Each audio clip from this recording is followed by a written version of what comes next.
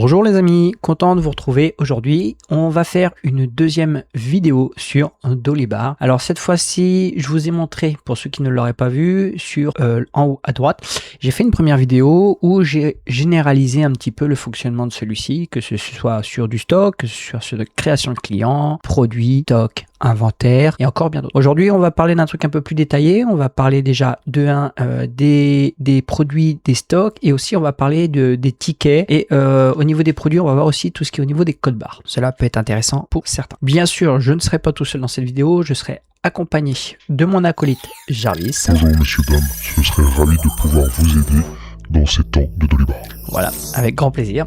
Et c'est avec lui justement que je vous présenterai cette vidéo aujourd'hui pour vous expliquer plus en détail certaines choses qui pourraient vous intéresser. Sur ce, on va lancer Dolibar et on se retrouve sur l'interface.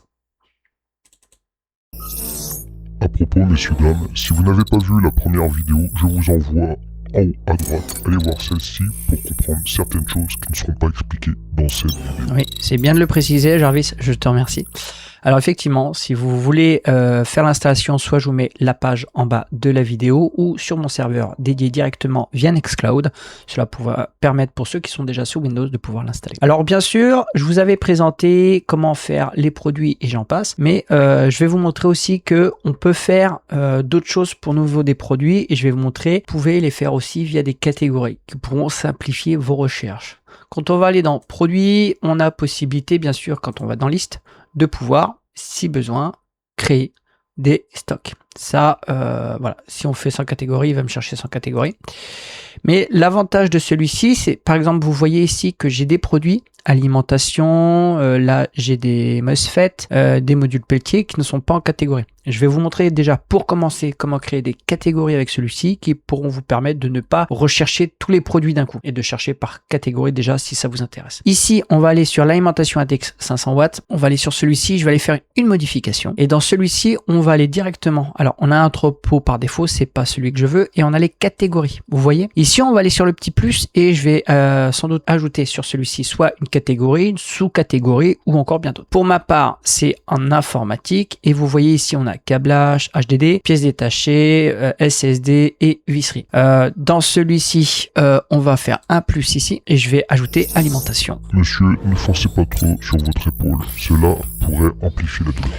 Oui, pas facile Jarvis avec mon bras en compote, enfin mon épaule en compote, merci de t'en inquiéter, mais t'en fais pas, ça va aller.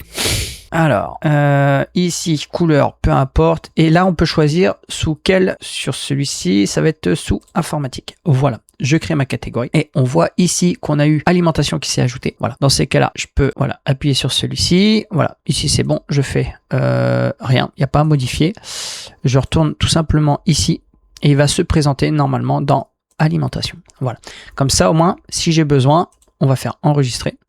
Et si à un moment, j'ai besoin de trouver par catégorie, je peux aller ici et je vais directement descendre et je vais aller dans alimentation. Je fais rechercher. Et là, je pourrais retrouver directement, si besoin, mon élément en question. Et ça, c'est un avantage majeur. Monsieur, il serait bien d'expliquer aussi par code barre. Cela serait beaucoup plus complet. Oui, Jarvis. Alors, je vais leur expliquer. Laisse-moi. Je vais faire étape par étape parce que si je brûle toutes les étapes, ils vont pas comprendre. Ce qui est tout à fait normal. Très bien, monsieur. Mais oui, effectivement, on peut le faire via le code barre et c'est là où on va pouvoir en parler. Alors, bien sûr, l'avantage de Dolibar, c'est d'avoir beaucoup d'éléments qu'on peut activer une fois qu'on est dans l'accueil. Et ici, on va aller dans les configurations. Alors, dans cette configuration, on va toujours aller dans configuration, module et application. Et c'est dans celle-ci où on va pouvoir activer les codes barres. Alors, on aura le EAN13 ou le 128. On va descendre. Alors, vous, il est possible que vous soyez sous cette forme-là. Alors, on descend et on va trouver un module qui s'appelle code barre. On l'active. Celui-ci ne va pas forcément se mettre en haut de l'onglet, mais par contre, ici, on va aller sur la petite roue crantée. Et c'est à partir de là, on va regarder un peu ce qu'il en est. Et vous le voyez, il est en état activé. Et sur celui-ci, il a mis un numéro standard. Et on voit bien que c'est marqué ici gestionnaire pour la génération automatique de numéros de code barre produit. C'est-à-dire qu'il va mettre un numéro de code barre pour tous vos produits qui sont en question. Un aussi qui peut être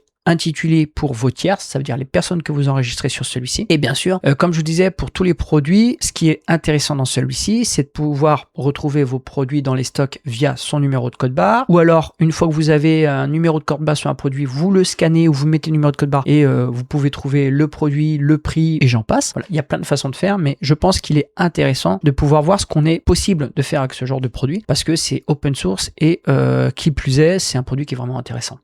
D'accord? Alors je vais vous montrer, effectivement, ici on a le code 128 et on a le EAN13. Bien sûr, vous pouvez en activer d'autres si besoin est, mais pour le moment, pour moi, ça ne sert pas à grand chose. D'accord? Une fois que ça c'est fait, bien sûr, on va aller dans nos produits. Et une fois qu'on va créer un nouveau produit, qu'est-ce qui va se passer? Ici, on a un numéro de code barre, vous voyez, qui se met de façon automatique. Et ça, c'est l'avantage aussi, comme je vous disais, de pouvoir retrouver vos produits via un code barre ou encore bien d'autres. Pour ça que c'est bien d'avoir les catégories, parce que vous n'allez pas connaître le code barre par cœur, ça va de soi. Mais si vous avez besoin, par exemple, le produit, vous savez où il est, alors je vais vous montrer un exemple concret que vous puissiez comprendre. Par exemple, on va prendre des bornes vertes. Sur mes bornes vertes, ici, vous voyez, j'ai un numéro. Ok. Et je sais qu'il est dans l'entrepôt niveau composant. C'est-à-dire que dans mon tiroir composant, si par exemple, je vois pas que le sachet, il est opaque et que je vois pas les bornes, je peux regarder ce numéro qui a été enregistré sur le paquet. J'ai mis ce numéro-là sur le paquet et je sais que c'est les bornes. Voilà. Je pense que vous avez compris d'où je veux en venir. Alors, bien sûr, il y a plein de choses qu'on peut faire avec Dolibar. On peut créer des variantes. Je vous avais montré pour les stocks, hein, bien sûr. Là, je sais que j'en ai 44 bornes en stock, comme quoi j'ai de quoi faire, et j'ai le prix. C'est-à-dire que, imaginons, j'arrive sur celui-ci, j'ai le produit, et je voudrais connaître le prix.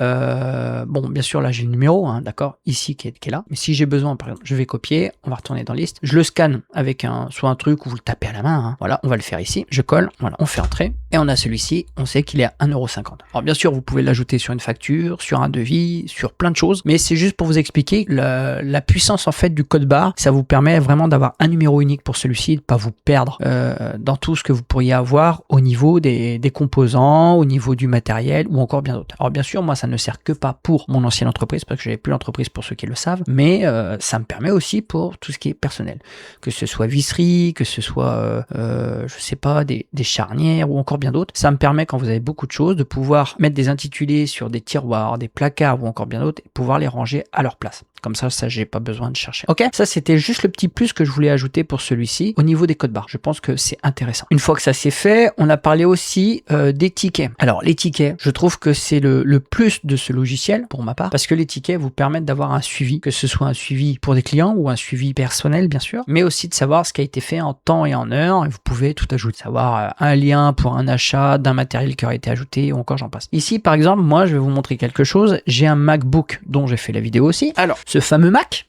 d'accord, qui est à ma fille aujourd'hui, c'est quelque chose que j'ai réparé, pour ceux qui s'en rappellent. Alors bien sûr, j'ai changé certaines choses, mais par exemple, petite astuce pour vous, si jamais vous avez un client, un matériel client qui peut arriver, et ben grâce au numéro de ticket, ou même voire numéro article, hein, bien sûr, vous pouvez retrouver ce qui a été fait par la suite. Oui, allô? Oui, bonjour, t'es à l'informatique? Oui, c'est bien moi. Oui, c'est Monsieur Bijou. Bonjour, monsieur Bijou. Oui, je vous appelle, j'ai un problème avec un PC que j'avais amené chez vous. Alors, est-ce que sur votre PC, vous avez un numéro de ticket oui. qui commence par TS? Alors, oui, j'ai le numéro, monsieur. Pourriez-vous me donner les 4 derniers chiffres, s'il vous plaît? Bien sûr. Car il doit être enregistré dans mon Dolibar. D'accord, je vous le donne. Les 4 derniers chiffres, c'est 0002. Parfait. J'ai l'historique de la Très réparation. bien. Oh, bah je vous remercie, hein. Quel professionnalisme. Merci qui? Merci Dolibar. Derrière, bon, j'ai changé les logos, tout ça. C'est plus comme ça à l'heure d'aujourd'hui, mais je vous montre quelque chose. Alors, ici, on a le TS, le ticket, et ici, on a le numéro article. Alors, par exemple, ce qui peut être intéressant, si par exemple, un client, il m'appelle. Voilà, on va faire liste des produits, et ici, j'ai un numéro article. C'est bien marqué numéro article, d'accord? Pour numéro article, on va aller dans liste de celui-ci, et vous voyez, sur celui-ci, j'ai à la fin, j'ai 0029. Eh ben, pareil, numéro article, on fait 0029, entrée, et on retrouve directement le Mac. Alors, en allant sur celui-ci, l'avantage c'est quoi? C'est que si vous regardez un petit peu ce qu'il en est, bah effectivement, là je vois que celui-ci, il a un code, c'est bien celui-ci. Acheté via le Bon Coin, celui-ci est en atelier, mais c'est pareil. Sur celui-ci, voilà, si j'ai besoin de voir ce qu'il en est exactement, prix de vente, variante, stock, statistiques, marge, notes, Est-ce que j'ai noté des choses? Batterie changée sur celui-ci pour 54,98 €. Voilà, exact. Mais maintenant aussi, c'est pareil. Ici, j'ai un TS 603002. Ok? Ce numéro-là me permet de savoir ce qui a été fait sur le produit. Alors, dans ces cas-là, on va dans ticket. Voilà, liste des tickets. Ici, on va taper sa référence. Alors, la référence, elle est là. Et ici, je vais taper 0002, les 4 derniers chiffres. 1, 2, 3, et voilà. Parfait. Alors, par contre, c'est pas dans les groupes ouverts, c'est groupes fermés parce que tout est fini et je fais rechercher. Et là, on voit exactement que le MacBook a eu un suivi par moi, bien sûr. Et sur celui-ci, en allant sur celui-ci, j'ai toutes les intitulés de la date, de l'heure, de ce qui a été fait sur celui-ci au fur et à mesure du temps et avec des images et j'en passe. Alors ici, j'ai installé, effectivement, on le voit bien, un sous Linux Mint 22.2, problème pilote Wi-Fi propriétaire et voir vitesse du ventilateur à voir. Ça a été fait justement et on va le voir que, alors j'ai fait un test batterie, vous voyez le 4 mars à 21h34, celui-ci était HS. Par la suite, ici, PC remonte en attendant de savoir ce que je vais faire avec celui-ci. Voilà, batterie changée, tout est concluant, plasturgie remontée, tout est prêt à voir juste pour le Wi-Fi, le kernel, car celui-ci est trop récent. Vous voyez, c'est vraiment l'avantage de celui-ci. Et ça, pour vous et vos clients, c'est un plus majeur. Déjà, de 1, ça fait professionnel. De 2, ça fait le gars qui suit bien le matériel en question et qui sait de quoi il parle. Parce que si vous avez un client qui vous appelle au bout d'un an, 2 ans, 3 ans, et qui vous dit oui, je vous ai apporté un PC, que aucune historique n'est fait dessus, ça fait un peu, je trouve que ça fait un peu manque de professionnalisme. Mais c'est pour ça que je vous en parle et ça peut être avantageux pour vous. Alors, bien sûr, chacun fait comme il veut. Vous pouvez le faire aussi, bien sûr, sous Excel, ce genre de choses. Mais là, tout est automatique. Vous n'avez rien à toucher. Voilà. Temps écoulé depuis 122 jours. Et puis, bien sûr, je vous avais montré de pouvoir savoir voilà, les historiques aussi de tickets. Bon, là, on les a de toute façon déjà. Mais voilà, ça vous permet vraiment, et ça, moi, je trouve ça génial. C'est pour ça que je vous invite vraiment à utiliser ce genre de logiciel pour vous, pour des petites PME ou encore bien d'autres. Je trouve ça génial. Bien sûr, on peut créer des sauvegardes et encore plein d'autres. Ça sera le sujet d'une autre vidéo. Mais il faut savoir que ça se présente comment vraiment Dolibar. Par exemple, si on va là-dessus, je vous montre quelque chose, on va faire un clic droit et je vais aller directement ouvrir l'emplacement de celui-ci. Voilà, emplacement du fichier. Et vous voyez, si je vais dans mon disque C, ici on a Dolibar. Et là, ça se présente en fait tout simplement comme pour un site web. C'est-à-dire qu'on a le www, voilà, l'index. Et moi, par contre, voilà, on peut le mettre à distance sur un site, mais on peut le faire en local comme je le fais à l'heure actuelle. D'accord? Je vais pas en parler plus en détail, mais tout se développe ici. Et suite à ça, Dolibar Documents, vous avez tout qui est là. Tous vos produits, bien sûr, que vous pouvez ajouter. Vous voyez, mes diagnostics, les déploiements, les condensateurs céramiques, tout ça. Tout vient se mettre au fur et à mesure. Et il est important de faire une sauvegarde de celui-ci. Mais ça, on en parlera dans une autre. Jarvis, tu voulais ajouter quelque chose? Oui, monsieur. Il aurait été bien aussi de montrer tous les avantages et toutes les options qui peuvent être développées sur Dolibar, car on peut faire énormément de choses. Alors oui, bien sûr, c'est, je pense, une vidéo qu'on pourra faire ensemble.